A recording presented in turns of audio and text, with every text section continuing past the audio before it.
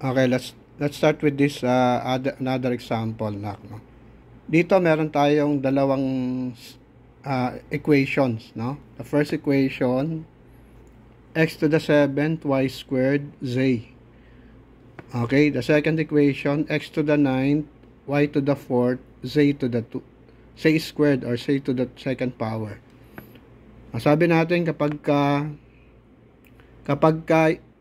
z lang, no? Wala nakalagay na 1, understood dyan na z raised to the first power. Okay? So, dito ang question is how to get yung GCF, diba? Ang question sa inyo is paano mo kukunin yung GCF sa dalawang to, no?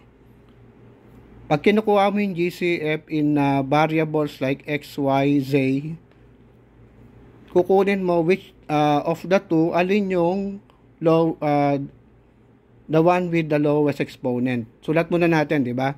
What is the common variable in these two, x, y, and z? Pare-parehong may x, pare-parehong may y, pare-parehong may z. And then next, para makuha aming greatest common factor, kunin mo, dalawang x, di ba? Piliin mo yung the one with the lowest exponent. This one is 7, this one is 9. So, bibiliin natin yung x to the 7. Okay, dito naman, y to the second and y to the fourth. Ano yung lower exponent? Y to the second power, di ba? So, ayun ang kukunin natin. Dito naman, z raised to the first power and z raised to the second power. Mas kukunin natin tong z.